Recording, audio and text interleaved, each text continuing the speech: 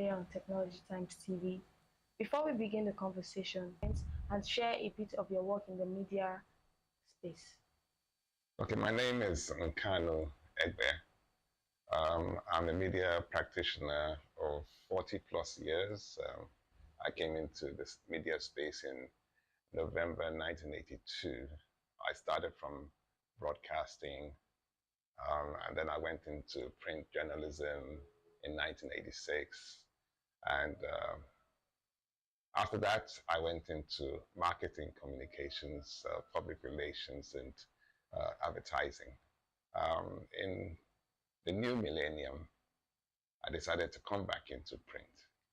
Um, I started as a print media consultant, and then eventually I decided to get into print operations in full. And so when COVID came up, I launched Lagos Metropolitan because I felt that there was a need to educate the people on the data and all the nuances that were connected with the COVID-19 crisis. So basically, I came into the space to quieten the noise that followed COVID-19. And so in April 2020, Lagos Metropolitan came on board. So I'm the publisher and editor of Lagos Metropolitan. Our conversation will explore digital transformation in the Nigerian media. My first question is, with over 40 years experience in the media, how would you assess the state of digital transformation in the Nigerian media from the early times to now? Very interesting question. When I came into the media, we had what you call Studer reel-to-reel tape machines. That was in radio broadcasting. And of course, in television, you had similar tape machines, and then of course, eventually they now went to video cassette. Not the normal video cassette that you had VHS. No, they had more advanced video cassettes in television.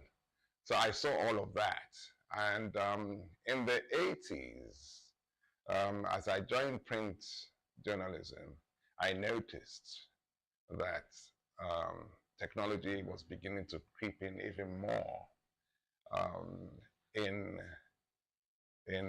print, for instance. We began to see concepts like desktop publishing. This was in the late 80s. Before then, we're just used to cut and paste. In broadcast, before then, we're used to splicing tapes to do our edit. But now we've moved forward from desktop publishing. We are talking about artificial intelligence.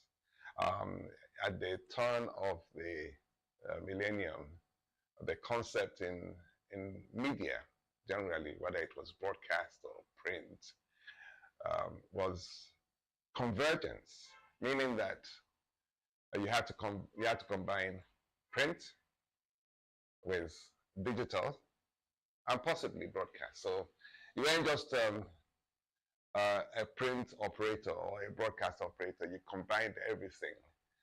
So the concept of convergence, came up, and there was that need for media practitioners to move in that direction. Unfortunately, in Nigeria, it wasn't exactly so.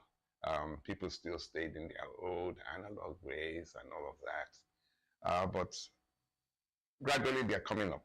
There's the urgency of the moment has made people begin to leapfrog from where they were to the new ways of doing things.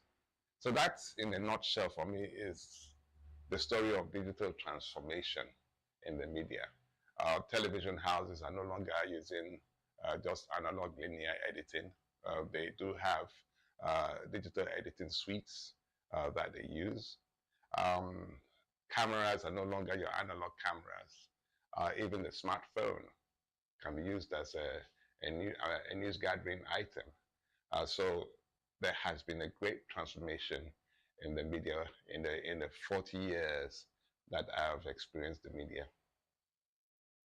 In your experience across print, broadcast, and online, which medium has been most significantly impacted by digital disruption and how? Print. The print media has been the most impacted. And I would say this, the print media had the opportunity to be ahead of the rest of the gang in terms of digital transformation, but somehow we lost it.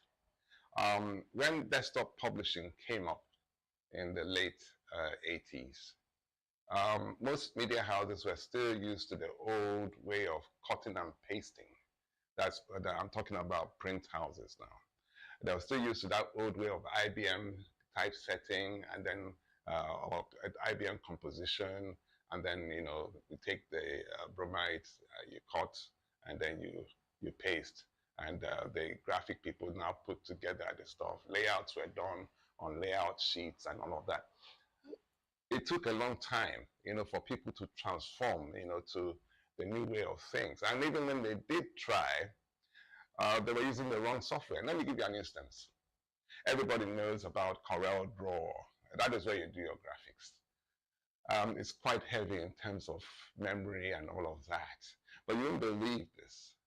A lot of newspapers were actually planning their entire makeup on Corel Draw.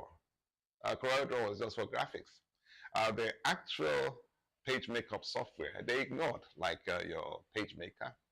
Oh, by the way, I use Outdoors PageMaker 1.1. That now became InDesign. There was also Quark Express. There were different composition software which existed, but these newspaper houses they didn't take advantage of those things. The sub desk now gave way to desktop planners, and that is how the print lost it. And so, of course, the print is now trying to catch up, but they have lost so much over the years that it almost is like the most challenged, the most well, if you are looking at it looking at it in terms of say climate change, in climate change terms, they're the most they're almost going into extinction. But of course, you know that the written word has always been, or the printed word has always been, the basis for new civilization. Let me give you an instance. Outdoors PageMaker was created or formed in the early 80s. And it was actually designed by the editor of Minnesota Daily News. He, with Steve Jobs and Steve Wozniak. Steve Jobs was at the time the CEO of Apple Computers, and Steve Wozniak was his COO. And then you had the fellow from Adobe, I've forgotten his name now. They were the ones who formed the typesets for Outdoors PageMaker. Now, Paul Bernard was the editor of Minnesota Daily News. So the PageMaker was created for the newsroom.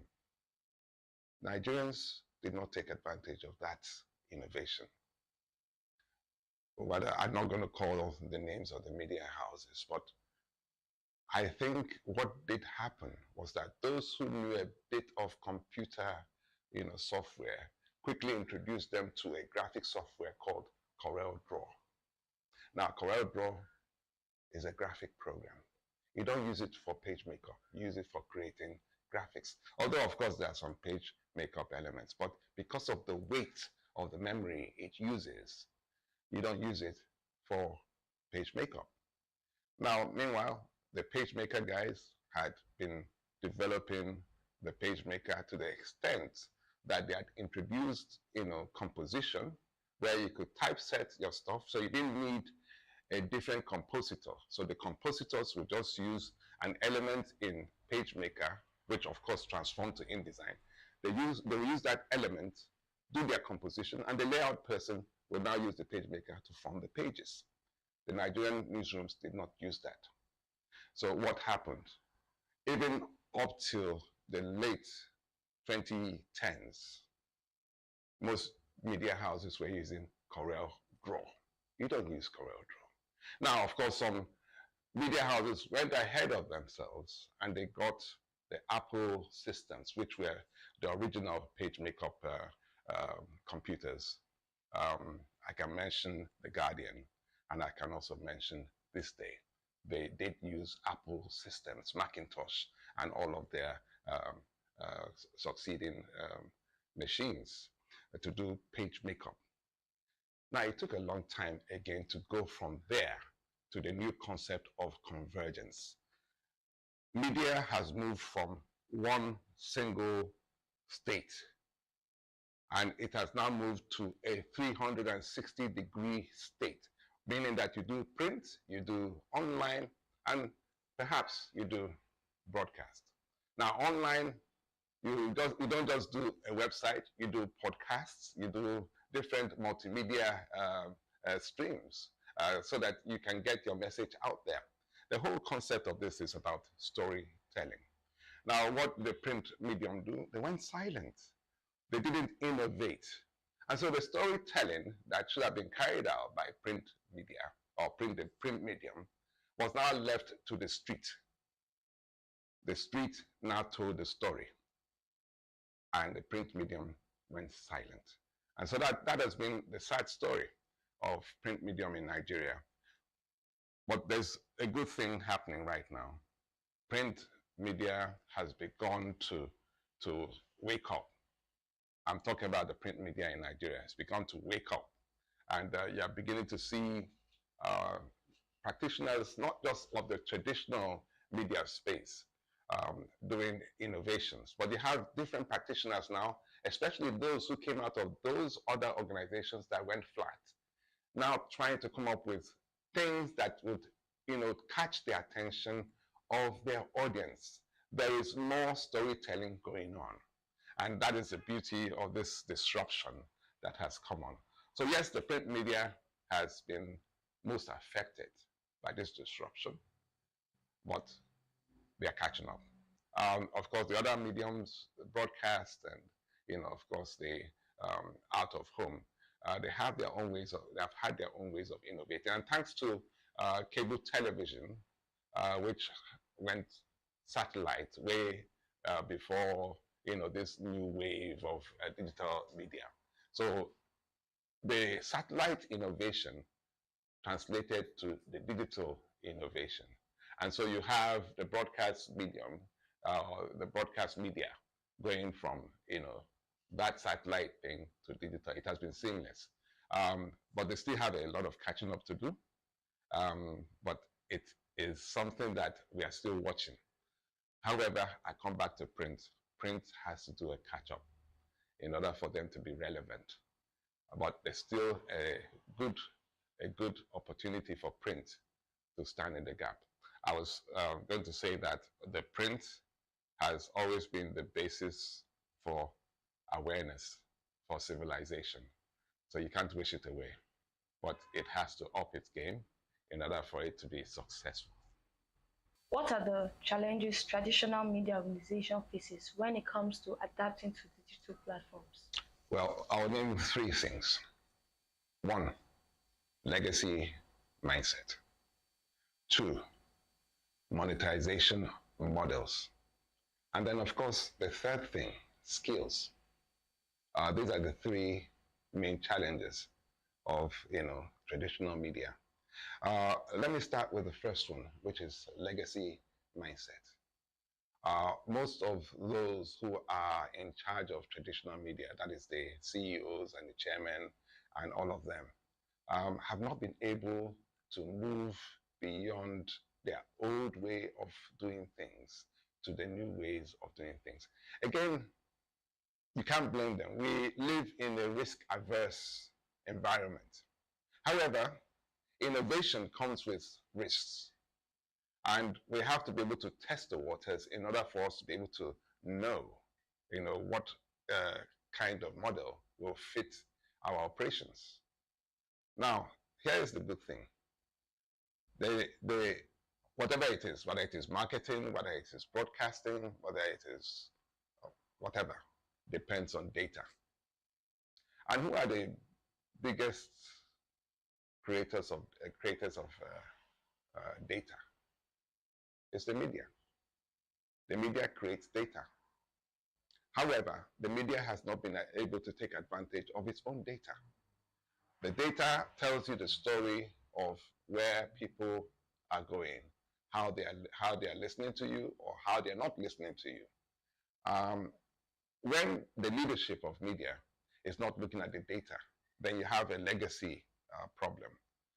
What then is the story they're going to hand down to those who are coming after them? So legacy mindset, that's the first challenge. Now, the second challenge is monetization models. There have been different levels of change in terms of monetization of our operations. There used to be a time that you had the vendors going around selling newspapers. They would sell newspapers. It used to be at a point in time 5 kobo. Then the kobos went out of existence, and now it became 5 naira. Now, of course, now you're seeing newspapers being sold for 200 naira and all of that. A lot of the media still think in that sense that it is the circulation that makes the money.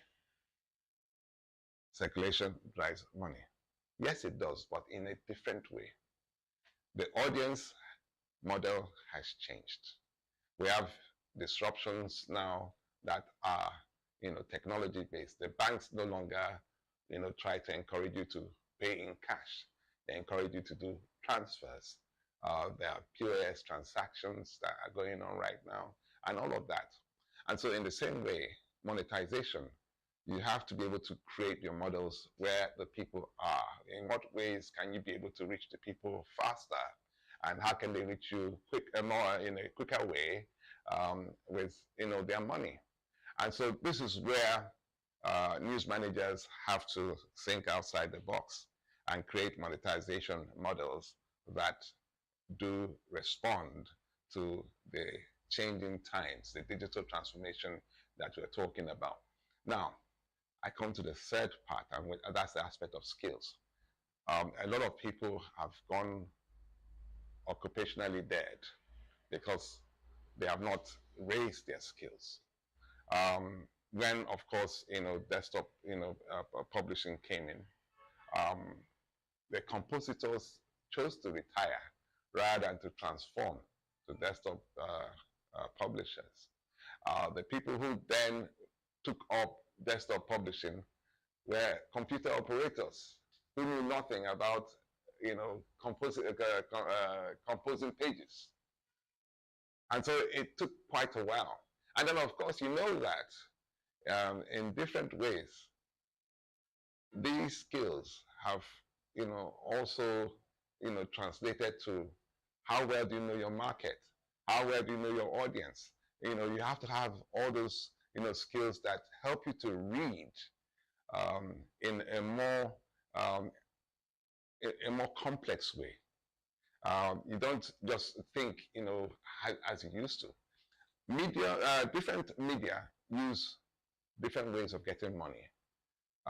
In some operations, you have paywalls on their websites.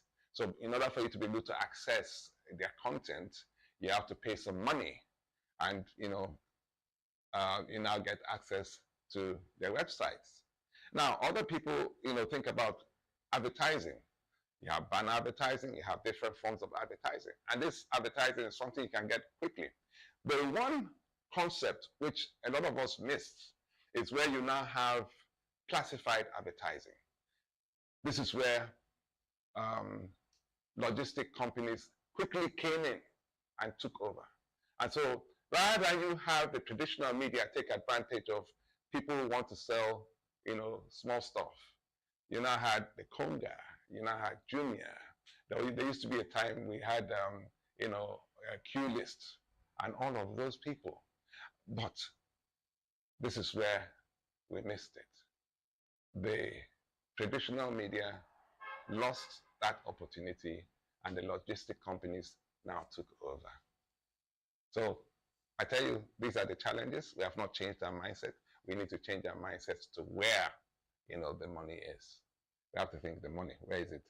And how are other people making that money that we haven't been able to, access? So I think that's where we need to start going. You've worked extensively in content creation and marketing communication. So how has audience behavior changed in digital age, and how are media organizations, how should they respond to it? The audience has responded to technology. That is simply what has taken place. The audience has responded to the technology that has been made available to them. When we had the newspapers, or when we had the preponderance of newspapers, the audience went with the newspapers.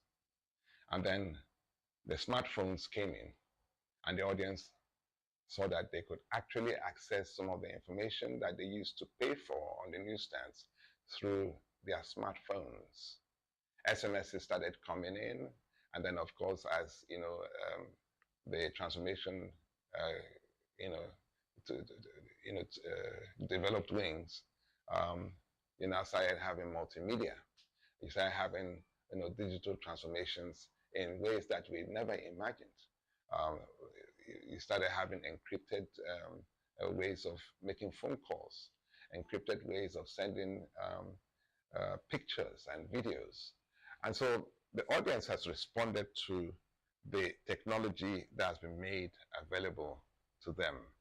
And the exciting thing is that the audience can now create its own stories, and they can exchange these stories on a platform that other people can access, and the audience can also make money from telling these stories. So that's how the audience has responded, to this digital transformation. How should the media respond in turn? The media should respond just as the audience has responded. The media should follow the audience or go ahead of the audience. We shouldn't be laggers, but we should be forerunners. The media has to go ahead of the audience. The media should be able to predict where the audience will go next, or where technology would go next. The good thing is this: we have front runners like the BBC. There's an interesting program on BBC called Click. And when you watch Click, Click always tells you about innovations that are coming up and possible directions that these innovations will take. And if we do follow what this program, just like Technology Times is doing here, if we follow what Click is doing on BBC, we can predict what the next 5 years and 10 years should be. So thank God we also have a Technology Times here who will be able to tell you that in the next 5 years, this is what is going to happen. And this is basically where the media should go. So I'm giving kudos to Technology Times. They are well ahead of their time. Yes, they are a niche part of the media, but they are also in the right space in terms of being able to deal with the data and being able to analyze the data and tell people this is where we should be going. So the rest of the media, that is how they should be thinking. They should be looking at the analytics that are provided by, it's open source. Google provides this analytics. If you want it explained, you pay a little money, and the analytics will tell you exactly what is going on, especially with your own product, how you should improve and what you need to do in order to be able to follow the audience. From your perspective, are Nigerian media companies doing enough to invest in digital transformation, and what are the major gaps?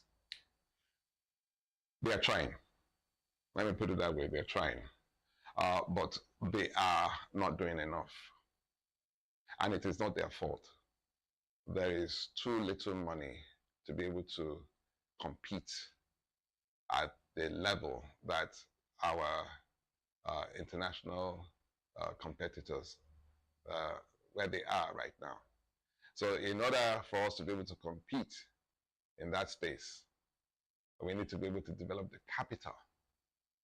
We have to form the capital to be able to invest seriously in the kind of technology that you have going on in the rest of the world. I'll give you an instance. We're talking about artificial intelligence. Now, for artificial intelligence to grow wings here in Africa, you're going to be talking about how to, set up the infrastructure. You need power. You need, systems. You need chips. You need microprocessors. You need all kinds of technology because artificial intelligence runs on technology that is very energy consuming. Most times, when they now talk about climate change, they say, okay, how do we marry the power that artificial intelligence is using versus the risk of environmental degradation? And that's the question, or that's the issue that's going on right now. Now, in order for us to be able to operate at that space, we have to be able to at least begin to think, what infrastructure can we put up at this point in time that will give us that leapfrog into where our competitors are in order for us to be able to take advantage of the current artificial intelligence that's going on, the current trend of artificial intelligence that's going on. Otherwise, we are still going to be telling our stories in the old traditional way. We have to have control of the infrastructure, and that is the challenge. The media has to look for the money. I don't know how you're going to do it. Again, I hear the word convergence. Maybe that's a word, to consider. There's also the thing that the banks did one time ago, and they're still doing, consolidation.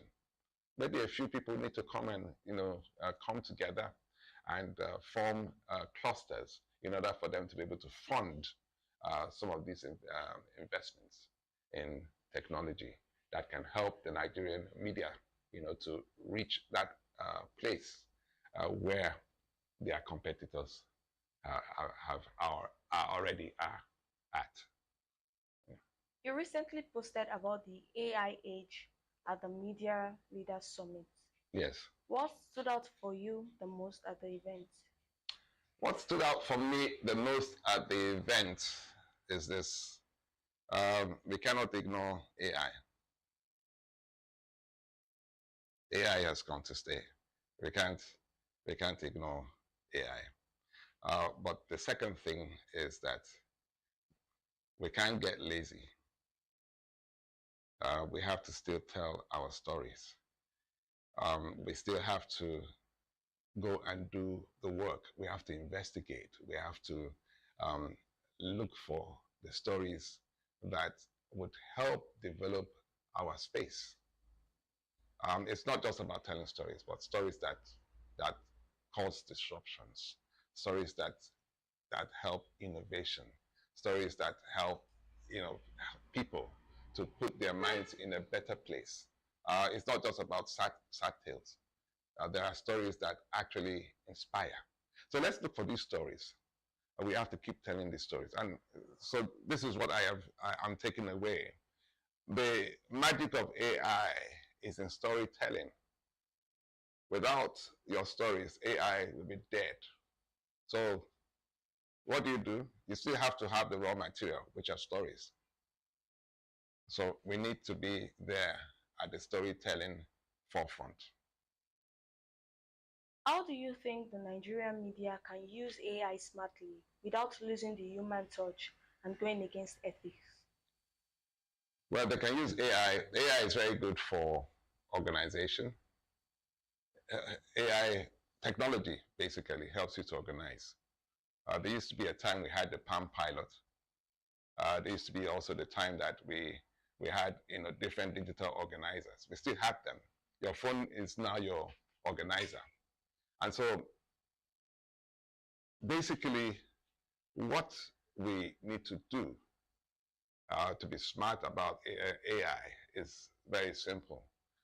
Use AI to perfect those things that you have problems with in the newsroom, your editing, your news organization, your story organization.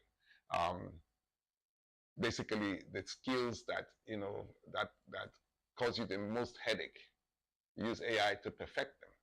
But then AI does not have a soul. AI does not have the moral compass that we humans have. So we still need to be very cautious about the use of AI, especially in telling our stories. You've worked in both government and non-profit organizations. What role do you think policy can play in helping media companies adopt digital tools effectively? Well, that's an interesting question. Government government can help create the environment for technology to thrive. Anytime I think about government, I think about them creating the enabling environment for people to make money. And so, in terms of policy, I think of how the government can, make, the environment more conducive for people to operate, for businesses to thrive, for media operators to do their work. I know that there is the fear that when there is too much laxity in people expressing their opinion, then you're going to have anarchy. But that is not so correct. We have cultural systems that always put a stopgap, or they put a check, on people in terms of how they should or should not express themselves. So if society is already checking itself, there's no need for government to do an overkill of trying to regulate what people say. Then again, we are in a democracy. In a democracy, one of the things that our constitution, tells us is that there has to be freedom of expression.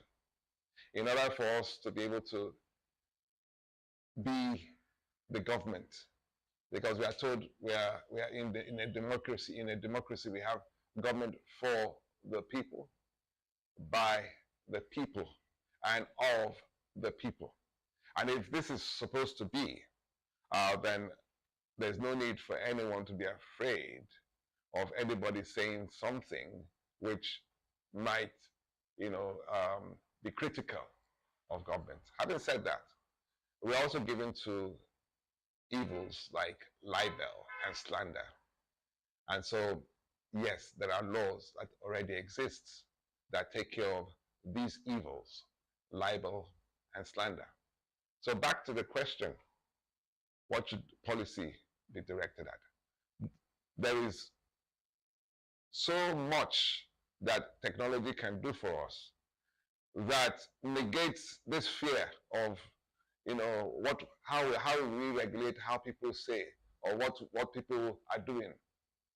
We should rather concentrate on providing that enabling environment for people to operate. That's my view.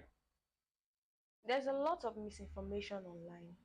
What do you think professional media outlets should be doing in order to stay credible and trusted in this space? One thing that the media needs to be doing is fact checking. And we have to do that very quickly. As soon as there's some form of misinformation that goes out online, the first thing a media organization is supposed to do is to make sure that they counter such misinformation. So that's the role I feel that traditional media needs to be playing right now. Fact checking and making sure that every information that is on the social media or online media space is fact checked, and the right perspective is provided. So I think that for all the misinformation that's out there, we do have our job well cut out, And that is by doing the investigations and making sure that everything is, or the stories are told in line with exactly how they happened. Looking ahead, what excites you the most about the future of the media, especially with technologies like AI, data analysis, and personalization gaining ground? What excites me is that AI needs us. We don't need AI. AI needs us. AI depends upon what we give it. AI needs our stories. That's the exciting thing. And it's exciting to feel needed. I mean, you tell me, if you didn't feel needed, wouldn't you feel, and out of place? We do respond better when we feel needed. AI needs us. So that's the exciting thing. We have a lot of stories in Africa, stories that are, that have not even been told by even 1%. We have so many stories to tell. And what excites me is that we have that opportunity of taking over AI with our stories. Um, to round it up, what do you have to say about technology times? We already started. Technology Times is a forerunner in niche journalism, especially in the area of technology. The digital transformation that we're talking about today, um, nobody is capturing the story exactly as it should. But technology times has, taken, the challenge, and they are giving us the perspectives on where technology is, has been, and where it's going. Technology Times is telling the story right now about technology. Right. What does Technology Times need to do to be better? I feel that we don't have enough investigative reports. So I do hope and pray that one of the investments that will be made, by Technology Times is in investigative stories, especially concerning digital transformation. The other thing that I feel that Technology Times can do is that the reach of Technology Times, or the scope of Technology Times, is restricted to Lagos and Abuja. I feel that Nigeria as a country is a technology haven that has yet been untapped. If you go to places like Maiduguri or Zaria or down south, Port Harcourt, Enugu, all these places, people are coming up with innovations that have not yet been reported. So I do pray and hope that Technology Times will be able to reach such places in order for us to be able to have stories of, the innovations, the digital innovations, or the technological innovations that are going on there. The third thing that I feel that Technology Times needs to do is that in terms of policy literacy, a lot of people in government do not understand what is exactly the government should be doing. You ask the question, what should the government do? So I feel that a lot of people in government do not understand what their roles are or how they should help in advancing the cause of the media in terms of, technology.